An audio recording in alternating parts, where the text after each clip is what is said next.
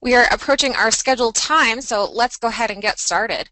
My name is Jessica Vionis, and it is my pleasure to introduce to you Autumn Laughbaum. Autumn joined Golden Helix in June of 2010 in the Product Quality Department, and last year she moved to the Analytics Services Department as a biostatistician. In that role, she's worked with numerous organizations implementing and optimizing genetic research workflows. Autumn has a bachelor's degree in mathematics and statistics, and I happen to know that she is also a Python coding guru. And with that, I will pass it over to her.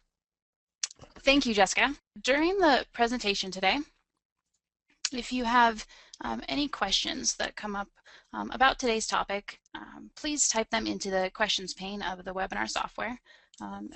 During the presentation, we're going to monitor these questions, and at the end of the presentation, we'll go through and try to answer as many as possible in the allotted time.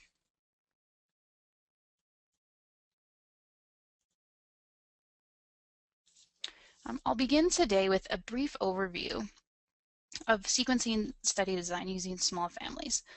I'll use a study design that focuses on finding a causal de novo mutation as an example, which I'll demonstrate later using SVS and a trio VCF file. During that demonstration, I'll implement a three-part workflow approach that begins with data quality preparation, followed by an initial investigation stage, concluding with a de novo analysis. I'll touch on the Python interface available within SNP and Variation Suite, or SVS, and how this adds value and flexibility to our product.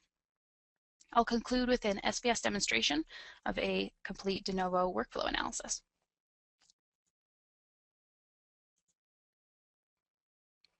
Including additional family members in a sequencing design can provide valuable inheritance information that would otherwise be unavailable. For example, say that a child has some phenotypic symptoms that are not present in the parents.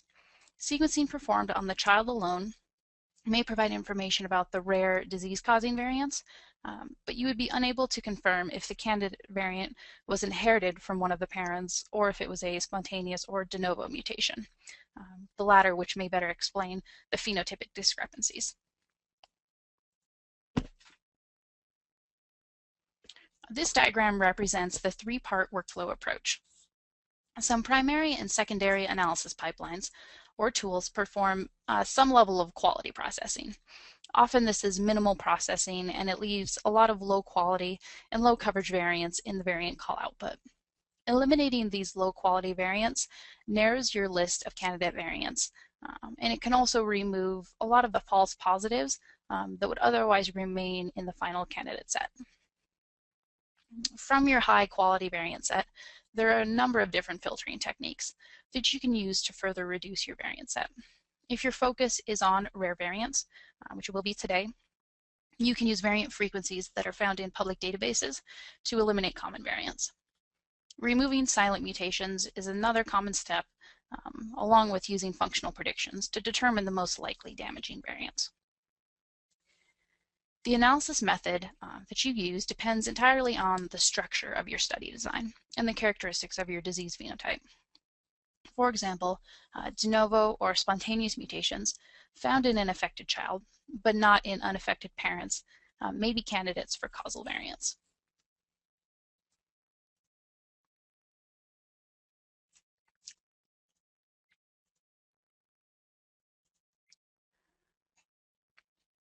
Golden Helix's SNP and Variation Suite was created specifically for genetic research, initially developed in the GWAS era. The performance, usability, and visualization have made the software an obvious and popular choice for genetic researchers, and this has resulted in hundreds of citations in peer-reviewed articles. More recently, as the world of genetic research evolves, the software has added numerous tools to account for a variety of workflows. SVS now includes GWAS, CNV, PBAT, RNA, and DNA sequencing packages, as well as incredible and intuitive visualization powered by Genome Browse. And today I'm going to demonstrate some of the DNA sequencing specific tools, as well as a few more general tools and scripts that can be applied in a number of different workflows.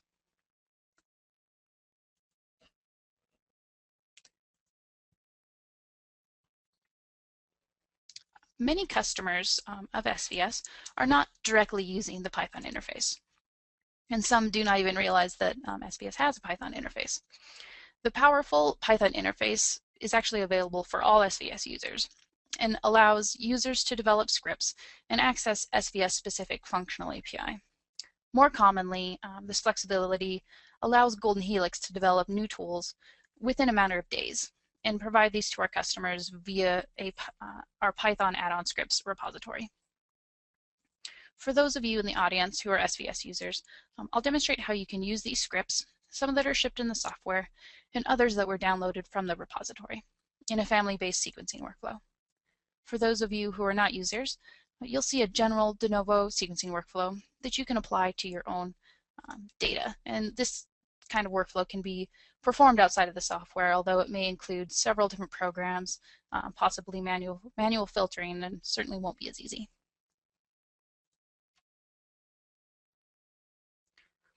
In the demonstration, I'll briefly review some of the scripts that are available on the repository website. Then I'll demonstrate how to download and install a script and the documentation. Once you've downloaded a Python script, the tool is very easy to use and it works seamlessly within SVS. An add-on script will appear in italic text in a toolbar menu rather than in plain text. Sometimes if a script becomes a standard part of a workflow, we'll eventually include it as a shipped tool in SVS. And this is true for many of the tools that I'll demonstrate in the DNA sequencing workflow. Scripts that are shipped in the software are nearly indistinguishable from other tools.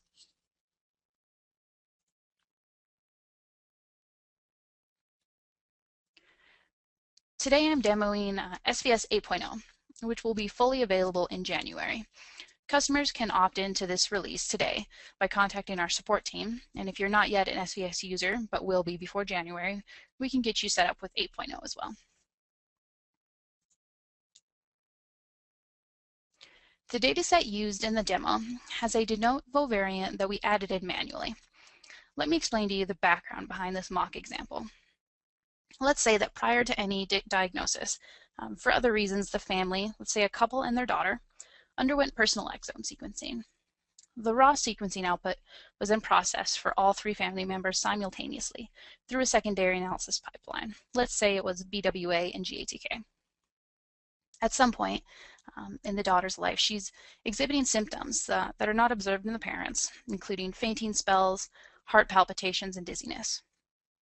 The electrocardiogram results were inconclusive, but one of the possible diagnoses is sick sinus syndrome.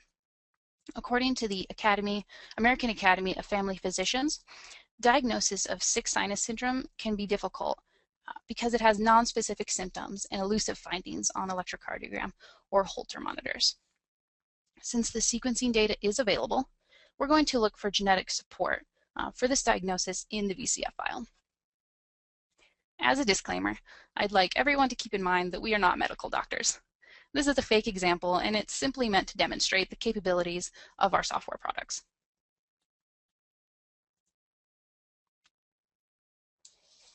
Variant calls often have corresponding quality metrics that are available in the VCF file. The VCF file that I'm using today was processed with all three samples simultaneously, which means that I'll also have quality metrics for the homozygous reference calls. This is very important in a de novo analysis workflow, considering that separate per sample VCF files make it very difficult to verify homozygous reference calls. You can, of course, verify these calls using the alignment data, like the BAM files, but you'd be unable to perform the VCF level filtering that you can do with heterozygous and homozygous alternate calls.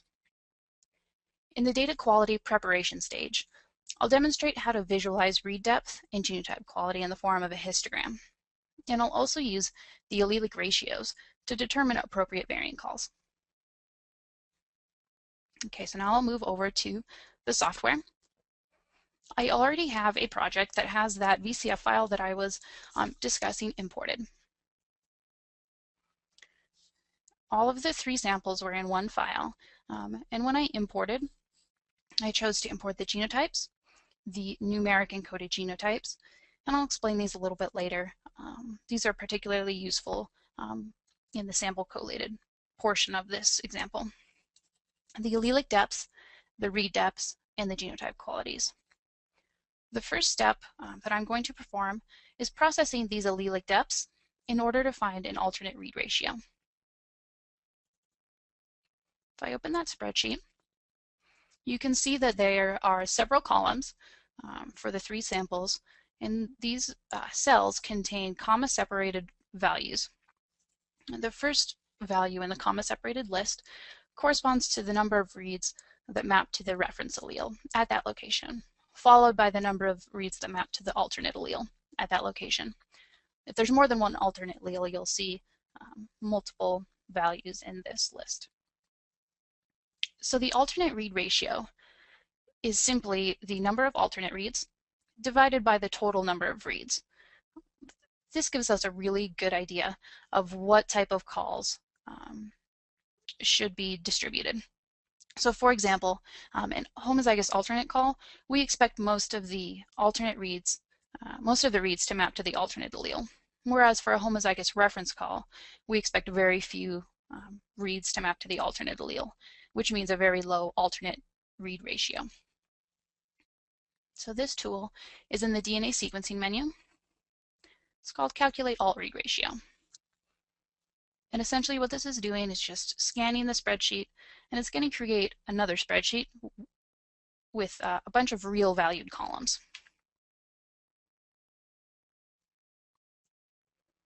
So we can see that here. Most of these values at the beginning are not very interesting. This one, for example, only has one read that maps to the reference. Therefore, it has an alternate read ratio of 0. And the rest of these don't have any reference reads. But if I scroll over, we can see some more interesting read ratios here. Okay. So now that I have that done, I'm going to include that in the next step, which is creating a visualization spreadsheet so that I can plot histograms. So I'm going to add all of the columns that I want to include. Those would be the 0-1 encoded genotypes, the alternate read ratios, the read depths, and the genotype qualities. By default, these are usually pretty good. I'm going to make this a little bit shorter.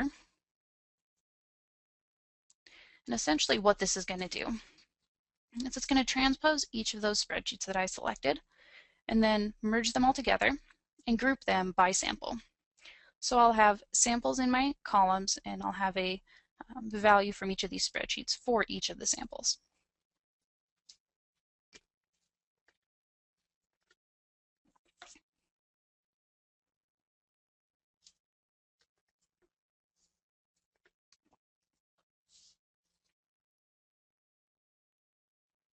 Okay, the sample collated spreadsheet, as expected, contains 12 columns and a row for each variant.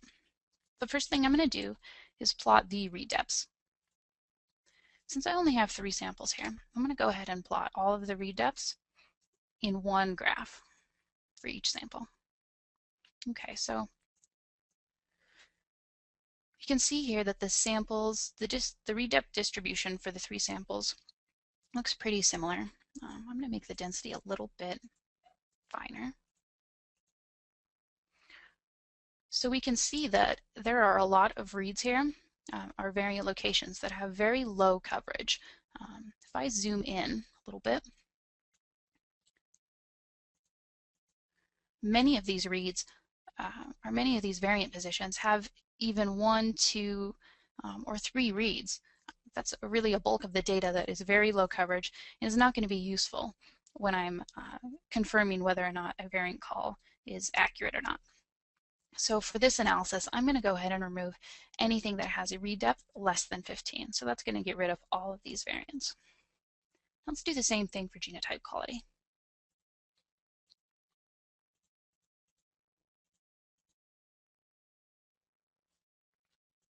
So the genotype quality histogram shows a bit different of a distribution. I forgot a sample. And we can see that there's a lot that have really high quality. This secondary analysis pipeline cuts off the genotype qualities at 99, so that's why we see a large bin here. Other pipelines sometimes have genotype qualities of 1,000, 2,000, etc. But these cut them all off. There's a lot of reads or variant positions that also have low quality, but there's not nearly as many as there were low read depth. And so I'm going to use a cutoff of 20, and that's just going to get rid of this tail over here. Okay, finally, I'm going to show you a histogram of the alternate read ratio, but I'm only going to show you the results for the calls that I'm expecting.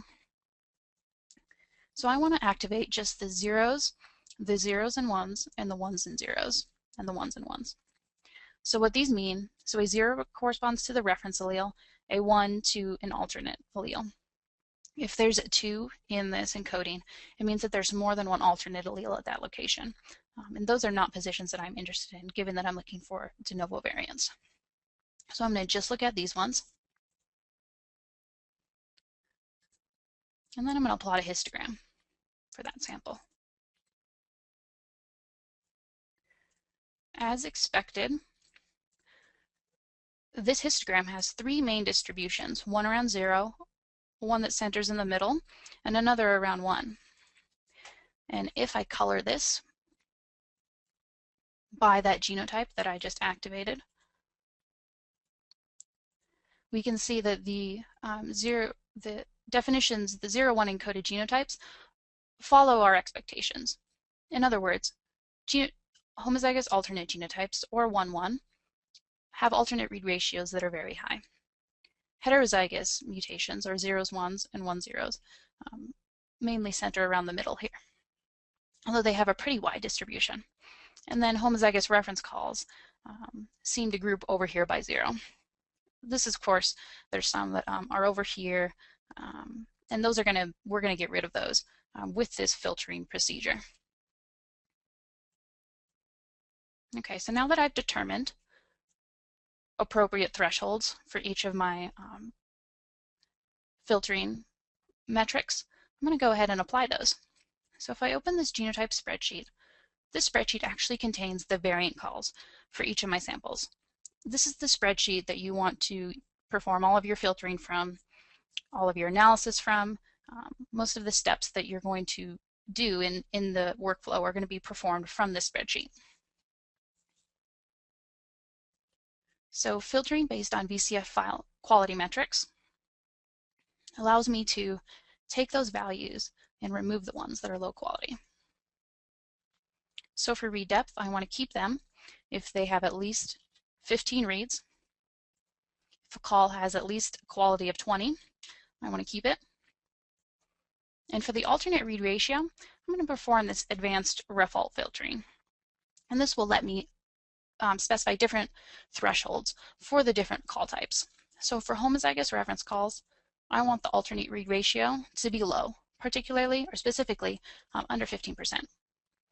For the reference heterozygous calls, I want the alternate read ratio to be between 35% and 65%. And for homozygous alternate calls, although I'm not necessarily interested in those, I'm still going to use those for filtering. I want them to be at least have 85% alt read ratio. And this tool is going to use an AND filter. And so that means that each call, if it's kept in this data set, has to pass all 3 of those filters that I applied. If it doesn't pass at least one of the filters, it's going to be replaced with a missing value. And if at any location, at any variant location, if all 3 samples have missing values after this is done, that whole entire variant is going to be removed from the data set.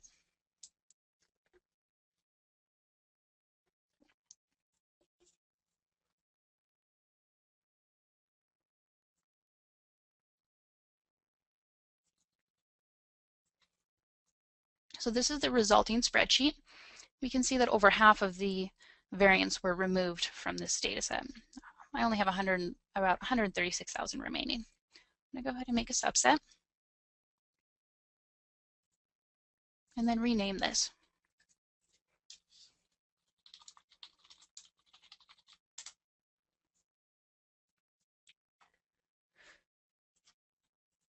Okay, so From the high quality variant set, we can now begin the initial investigation. I'm going to use a single tool to query the variant frequency and the functional predictions. And then I'll use variant classification to remove silent mutations. And this will leave me with a functional variant set.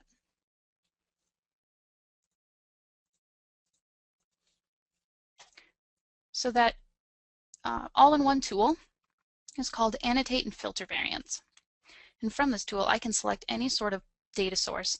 I'm going to use all public data sources, but if you have an internal data source, that can be used with this tool as well. I'm going to use a few different tools for a few different reasons. To filter out common variants, the variant frequency tracks I'm going to use are 1000 genomes, NHLBI, and I'm also going to use the dbSNP common database to remove anything that's found there. The functional predictions are found in this database of non-synonymous functional predictions, so I'll check that. And finally, I'll use refseq gene definitions to filter my data set to exon regions. Depending on your analysis, this may or may not be appropriate. But if it is appropriate, it does speed up your analysis, so it's a nice thing to do. Okay, so you can move these tracks to be in whatever order you want them to be in. First thing I want to do is the exon regions. Then I'm going to perform rare variant filtering with dbSNP, 1000 genomes, and NHLBI, and conclude with functional predictions. So again, each of these tracks is going to have its own dialog. I want to remove anything that's not in an exon region. I want to remove any variant if it's found in the dbSNP database. Remove any variant if the European frequency is greater than 1% in 1000 genomes. If it's greater than European American frequency is greater than 1% in NHLBI. And finally, from the rare variant set, I'm going to annotate and filter based on the functional predictions. The default behavior here is what I'm going to use, and what this is going to do is it's going to remove any variant if it's predicted as benign by all 5 algorithms. That means that if at least one algorithm predicts it as damaging or has an unknown prediction, in other words, it can't make a prediction, that variant is going to be kept in the database or in the data set. I'll demonstrate once this is finished how that database of non-synonymous functional predictions, the predictions SIFT polyphen, for example, they don't always agree. And actually there tends to be a lot of discrepancy between the algorithms. And I'll use a few different tools to investigate and demonstrate those distributions of my remaining variant set. And so if you can see behind here, it's going to create each step in this workflow, and it's going to create a new subset spreadsheet. And it's also going to create a report for a lot of these tools as well. So the one that I'm hovering over right now is the dbSNP report. And so that's going to contain all of the variants that are found in that database.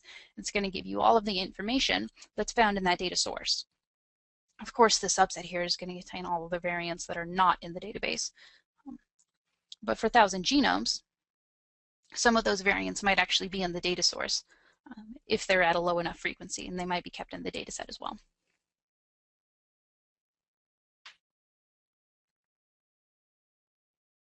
And all of these tools are performed sequentially. And so the 1000 genomes filter was only applied to the subset of dbSNP, and so on and so forth. And so that final step that's working right now is only using the rare variants that passed all the filters thus far.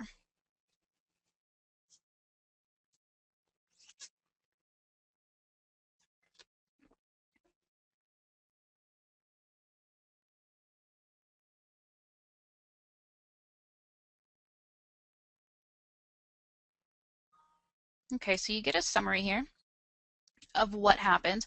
Of course, it's everything I selected. And then this spreadsheet contains the variants that are remaining after all of those filtering mechanisms have been applied. from this DB NSFP output, this is actually pretty interesting output. It gives a lot of valuable information. There we go. So for example, you're going to get how many predicted the variant as damaging or unknown. You're going to get the amino acids that are encoded based on the reference allele and the alternate allele. And then you're going to get these predictions, which are at the end of this data set. So one of the general tools that can come in handy in a lot of different circumstances is called frequency table. And as you expect, you can make a frequency table based on any two columns. So I want to compare the SIFT predictions and the polyven predictions. And I want to see how those compare. So if it's predicted in damaging in SIFT, how many are predicted as damaging in polyven?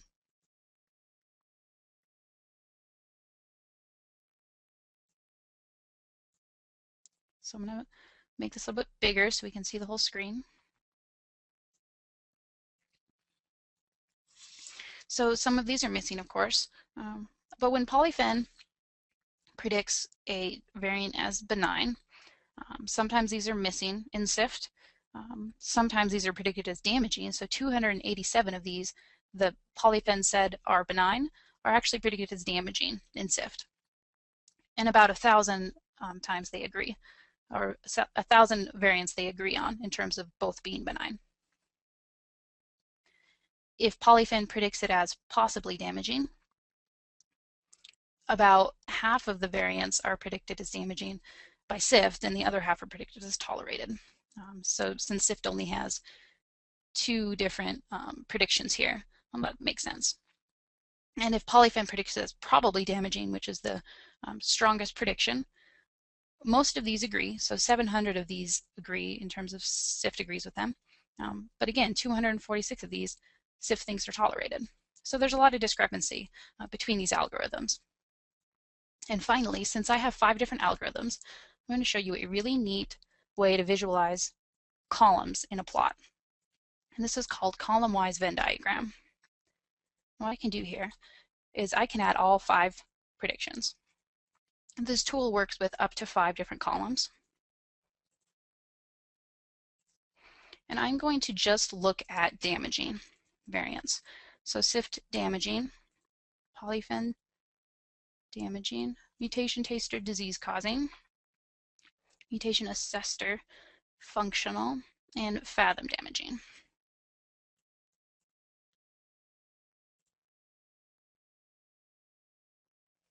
So this is a really cool plot.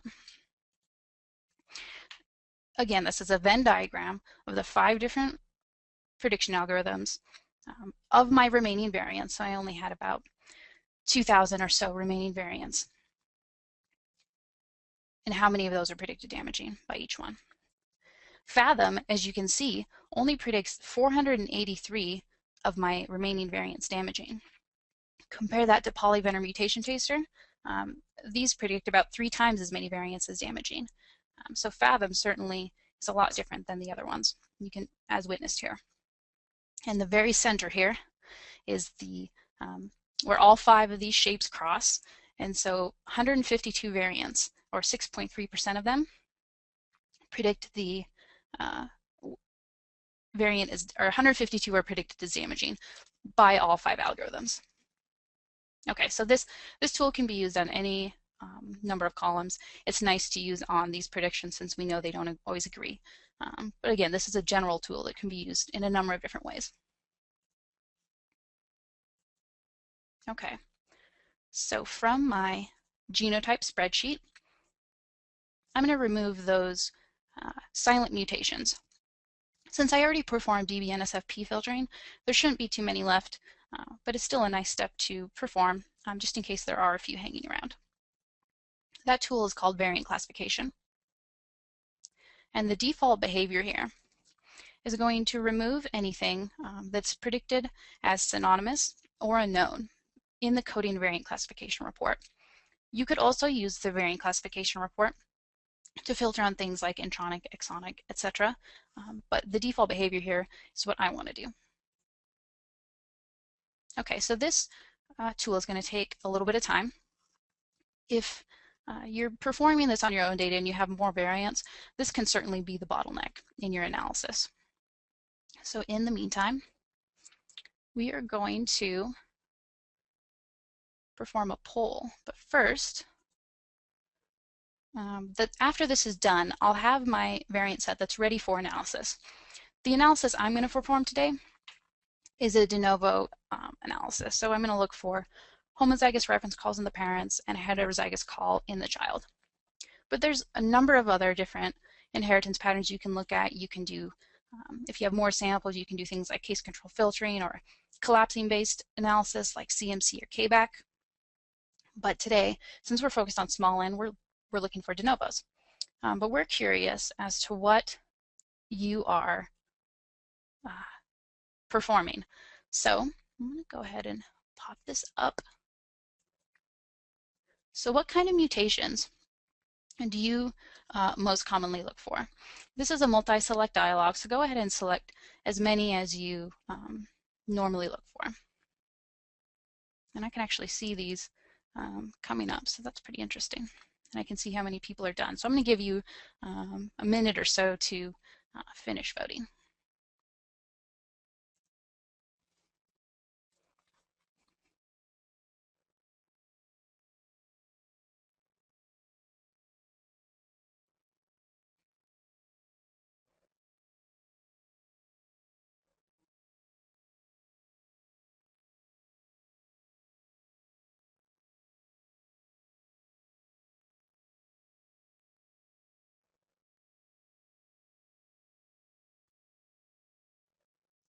Okay, I'll give you another few seconds and then I'll close the poll and pop open the results.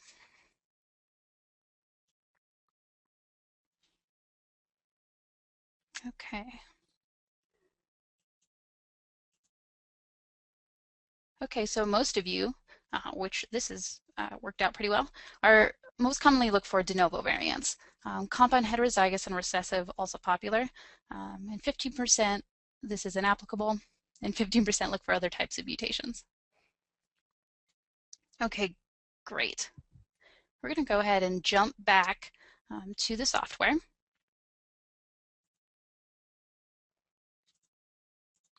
And this is just finishing up here.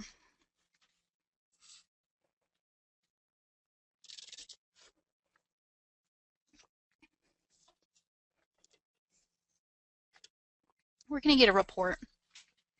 As I mentioned, the variant classification report that was just created is going to contain more general information. Since we did an exon filter, this is going to be mostly exonic, but it could have information intronic, etc. And then the coding report will have the non-synonymous information, frame shifts, etc. So that removed about not quite 100 more variants from this data set. Again, that's not all that many. If you're doing this on a large data set and you haven't done DBNSFP yet, that could probably remove a lot more. So I'm going to go ahead and make a subset.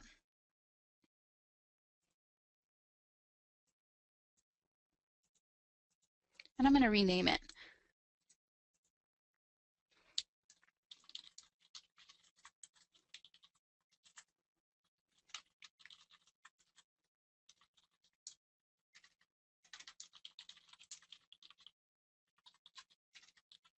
Okay, so now I'm ready for the analysis part of the demonstration. A de novo analysis, or really any analysis, where you're looking for family-based inheritance patterns, you're going to want a pedigree spreadsheet to define your family members. The very easiest, or the easy way to make this spreadsheet is a nice tool. When you only have one family, you can use this and it works really well. So it's called Build Pedigree from Row Labels. I'll give it a general name. 891 is my father, and 892 is my mother. I only have one child here, and it's an affected daughter. Again, if you had more children here, you can do this all in one go. So now I have an additional 6 columns in my spreadsheet that contain the family information, and the family-based analysis tools will use this information to determine how samples are related. So it's important to have this. So de novo variant analysis is available shipped in 8.0, and it's called Find de novo candidate variants. The default behavior here will ignore missing values, and it will also ignore homozygous alternate values, which we're not looking for right now, just strict de novo. Mutations. That analysis is very fast, and there's only 3 variants that remain. Notice that one of these is not a single nucleotide variation, but rather has this mixed designation. And I'll show you what this means in the visualization portion. I also get a variant subset with just those candidates, and then the 6 family columns. So I'll go ahead and plot these in Genome Browse, and we'll move on to the visualization part of the analysis. So in 8.0, Genome Browse is shipped in the SVS software. And this makes it really nice for those who are used to using both software products, SVS, and external Genome Browse. So you no longer have to get out of the software to do this sort of intuitive and high quality visualization. Of course, if you are using Genome Browse standalone and you are not an SES customer, no worries. Genome Browse is still very free, and it's still being updated, and so that won't change at all for you. Really, this just makes, if you're using SVS, makes the transition much, much easier. Okay, so these are my 3 variants that remain. This is that mix that I pointed out earlier. You can see there's something strange going on here since it has a black line across all samples. And then these are the other 2 that were found. And you can see this open space here means that it's homozygous reference at that location, which makes sense for the parents. So I'm going to add the BAM files for these 3 samples. I'll go ahead and shut off the pileups for the 2 parents. I'll keep the pileup open for the child, and so we can take a look at that when we zoom in. I'll also split it by strand, so I can point out one of the sort of anomalies on one of these de novos. I'm also going to add a bunch of those data sources that we use for filtering, and also some additional data sources that are really nice when you get to this point in your analysis. So you can stream any of these data sources from our cloud. Since I have these downloaded locally, I'm going to go ahead and use those versions. They're a little bit faster if you use them locally, so that's what I'm going to do. So I'm going to use 1000 genomes, use the data or NHLBI, and then I'm also going to add a few other tracks that are really, really nice. One of these is OMIM, another is ClinVar, and then finally this DB-NSFP gene annotation.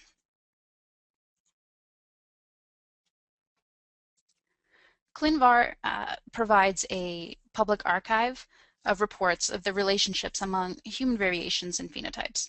So that's actually going to take a single variation at a location and map that to disease phenotypes, which is really nice. Similarly, the online Mendelian Inheritance in Man, or OMIM, focuses on the molecular relationship between genetic variation and phenotype expression on a gene level. And the DB-NSFP gene annotation gives similar results, but it also gives you additional information that is really useful. One of these is a probability that a mutation would require recessive inheritance to have an effect. In other words, if the probability that it requires recessive is high, a de novo mutation is not enough to cause a disease phenotype. However, if the probability of requiring recessive is low, a single copy or a de novo mutation could cause issues. And it also gives you disease profile information, which will come in handy when we get zoomed in here a little bit. So I'll go ahead and make a feature list of my 3 remaining variants. You can pop this in and out. Sometimes it'll come out like this. As soon as you click on it, since I've been playing with this a little bit, it's already where I want it to be. Sometimes it's nice to have that docked in so that you can make room for other things. So let's go ahead and zoom into that first location. This is that mixed variant. And so we can see what's going on here. The parents are the variant calls are CT, and the child variant calls a CG. And so that's why it's being caught by the de novo mutation, but you can see here it's just a little bit, this isn't quite what we're looking for. And in the BAM files, the parents have coverage for that G allele, as well as the T allele and the reference at this location, whereas the child only has coverage for the C and the G. It is an OMIM, and it's actually in ClinVar as well, or not in ClinVar, sorry. It's actually in 1,000 genomes as well. Oh, I see, I added the wrong one. I'm going to go ahead and add ClinVar. I accidentally added the CNV since it was right next to it. That's okay. You can actually just check these on and off if you don't want to look at them, but I'll just go ahead and delete it. Okay, it's not in ClinVar, but it is in 1,000 genomes, the CT, and it's actually pretty common. Okay, moving on to the next de novo, this second out of the third. This one's also in OMIM, has a morbid status, showing pretty good coverage in the child, 9 out of 15 for the alternate read ratio. But if you look down here, all of the alternate reads are on the forward strand, and none are found in the reverse strand, which could be suspect. And in the parents here, you get some depth for that alternate allele, but not enough to be over my alternate allele threshold of 15% that I applied. If I were to look at this in the DBNSFP for this COL5A1 gene, notice this also isn't in ClinVar, but we can take a look at this anyway. So the expression in this data source shows a few different issues here, but these don't necessarily match what our child was experiencing. So we'll go ahead and move to that last mutation, which of course is going to be our causal mutation. This one is in ClinVar. It's in the NYH6 gene, and it's also an OMIM. It's not found in 1,000 genomes, and it's not found in NHLBI. If I scroll down here, I make this a little bit bigger.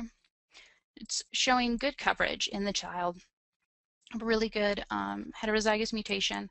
The mutation has coverage across both strands. It's on the forward strand and the reverse strand. And in the parents, they're not showing any coverage for that alternate allele. So this looks like a really good de novo mutation. Let's take a look at the DBNSFP gene annotation output. So if I scroll down here, at the very bottom we get this probability of requiring recessive that I was discussing. So if this probability of recessive is low, one copy can cause problems, and that's what we're looking for with this study design. And if I scroll up a little bit,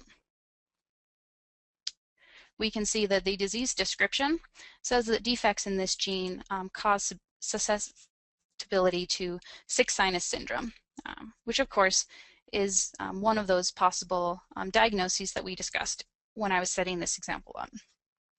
So we found support in the sequencing data, and we're happy with this. So this concludes our analysis. I'm going to show you, next I'm going to show you how to install a script. So I'm going to close out of this. And I'm going to open up a browser. So if you go to the Golden Helix homepage, if I typed it right.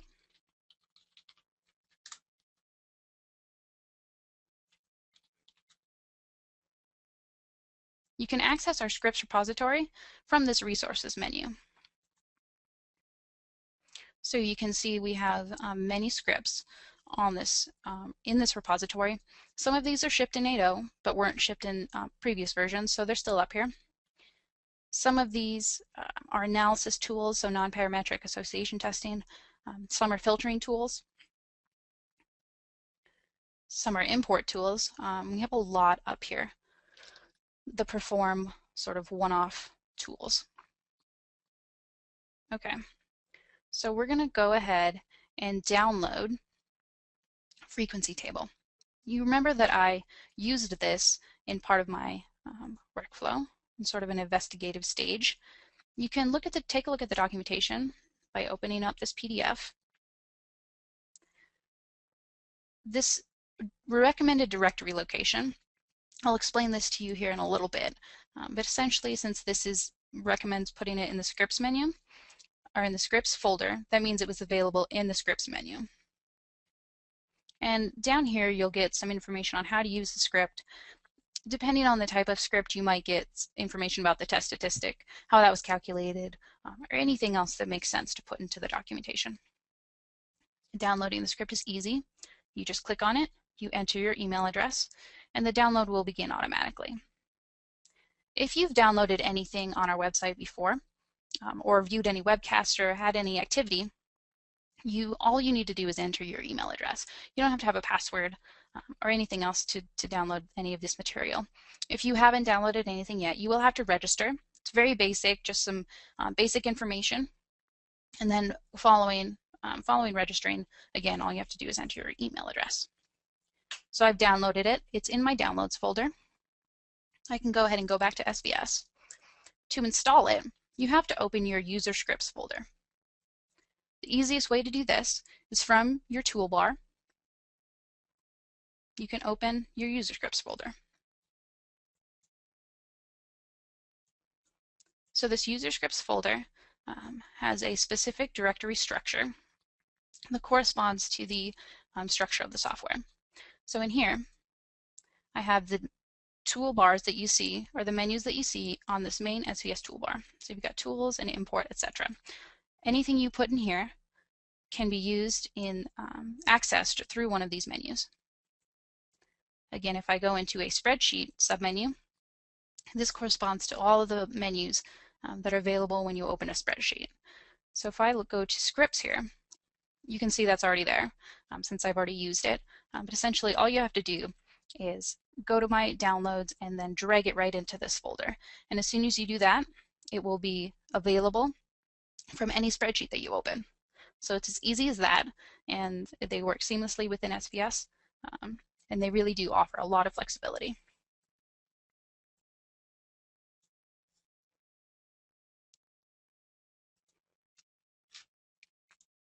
So in conclusion, I've demonstrated some of the tools that are available in SVS 8.0.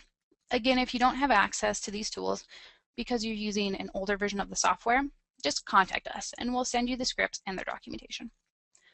Also, we're always interested in hearing how our customers are using SVS and what functionality may be missing in order to complete their workflow needs.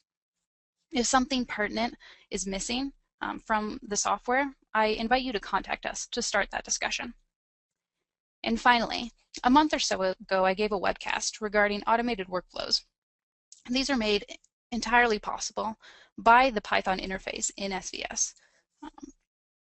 And these workflows can include any or all of the steps I demonstrated today, as well as anything that you could do in SVS, because anything that you can do is accessible from the Python interface. Thank you, Autumn, for that really great webcast. I just want to throw out that if you didn't have a chance to asking your question during the webcast, feel free to type them into the question pane now. We will go ahead and answer as many as we can in the remaining time. We got about 10 minutes left. But if we don't get to your questions, don't worry. We will do our best to get back to you individually. Before we launch into the questions, I'd also like to mention that this webcast was recorded, and we will be putting it along with the slides onto our website later this week. I know that's really popular. A lot of people go and review them or forward them to their colleagues for viewing. I'd also like to mention that we will be having a complimentary webcast on large end sequencing analysis in 2 weeks. So if your analysis is focused in that direction, make sure you join us at that point, or again, if your colleagues are doing large end versus small end, we will have that coming up. Okay, let's go ahead and pop over and do some questions. Let's start with the first one I have is, which software, Autumn, did you use to generate your VCF file? Okay, so the VCF file was generated using GATK. So we took the BAM files, we processed all 3 BAM files through GATK and ended up with a VCF file. There are a number of different secondary analysis pipelines that you can use, and most of them do result in VCF files. That's not always the case, and of course we support importing a number of different files from a secondary analysis pipeline, but that's what we used. Okay, and then are there any restrictions that need to be on those files? Do they just need to have the header information? Sure, so a FASTQ file is generally what is created from a primary sequencing analysis. And after that, the secondary analysis pipelines will take the FASTQ, they'll generate BAM files and VCF files. So I've never heard of people sort of running into those issues, but FASTQ files are pretty well defined. So as long as you have those, you can run those through a secondary analysis pipeline. Okay, great. What about variants that have ARR between 0.15 and 0.35? Would you ignore them? Right, that's a great question, and based on this analysis, that's exactly what would happen. And so if a value has, or if a call has a alternate read ratio between 0.15 or 0.35, it's hard to tell whether or not that should actually be a homozygous reference call or a heterozygous call. So what we do to just clean up the data set is we just remove those. You can, of course, make these thresholds more liberal if that's what you want. There's a lot of flexibility there with what sort of thresholds you want to apply. Okay, that makes sense. Thanks. Moving on to the next one. The entire demo is on human genome, which has reference sequences for SNPs. Is this workflow human specific? In case we need to analyze a de novo genome for other species, ones that have been newly sequenced, and compare phenotypic traits based on SNPs, would you recommend the same workflow? Are there other workflow options in that case? Sure, that's also a great question. The pedigree data and the de novo analysis part of it can be applied to any sort of species where there's 2 parents, obviously, and a child. So all of that will work. Where you're going to run into problems is with the tracks. So for example, some of those tracks, 1,000 genomes, are only available for humans. So you might not be able to do some of that filtering that is done in that step, but you could do the quality filtering and you can do the analysis part of it. It's that initial investigation stage that might change a little bit. Okay, great. And obviously, I know the answer to this, but tell me, what species can it be used for? Sure, so we have reference genomes for all sorts of different species. We have bovine is pretty popular. We have a lot of different plant species. Jamie over in our support department, makes a new genome every week, I think. So we support all sorts of different genomes, and if we don't support your genome at the moment, we can always create that reference file to support that. Okay, thanks. Next question, does the software have a Linux version? It does. We have a RHEL Red Hat version, and then we also have a general Linux version that works well on Ubuntu. So that's certainly an option. And then you mentioned at one point the software being free of charge. Right, so Genome Browse is absolutely free. We have a standalone product called Genome Browse. The visualization portion that I did, you can do in Genome Browse, and that actually looks just exactly the same. The analysis part, it was using SVS, and SVS is our flagship product, and that does have a license fee associated with it. And if people want to know more about that, they can contact you, probably, huh? You can send an email over to info@goldenhelix.com, or you can always head over to our website. We have a pricing request form there, as well as an evaluation request form if you'd like to try out the software.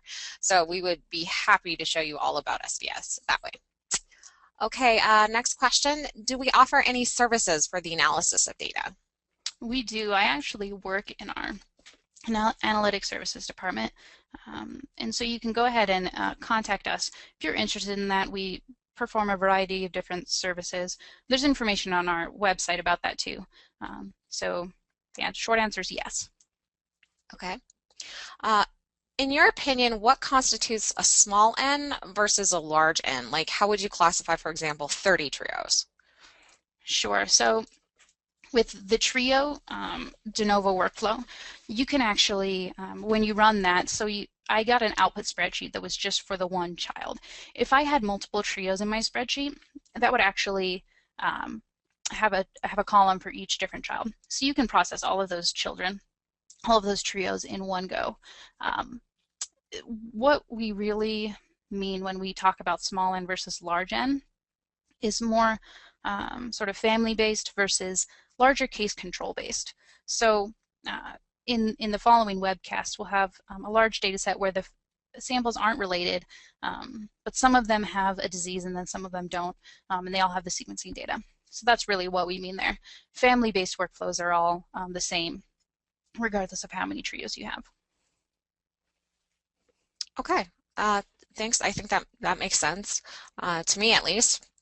And again, we will be having that second webcast in just a couple of weeks, and I believe it will be given by Dr. Bryce Christensen, who is our Director of Services. So looking forward to seeing that for sure.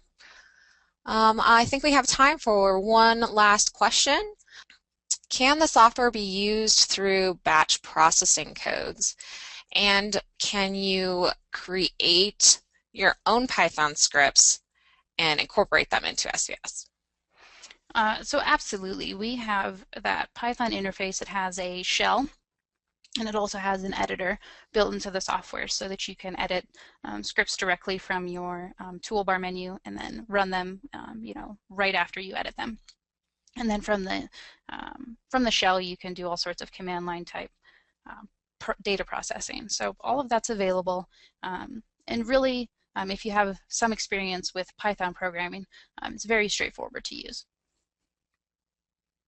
Okay, thank you again so much, Autumn, for that great webcast. Learned a lot about small n trio analysis, and I hope that you all can join us for our next webcast. If you submitted questions that we didn't get to, or you have additional questions, please do feel free to send us an email, and I'll make sure that Autumn can answer as many as possible. Again, thank you so much, and we will see you next time.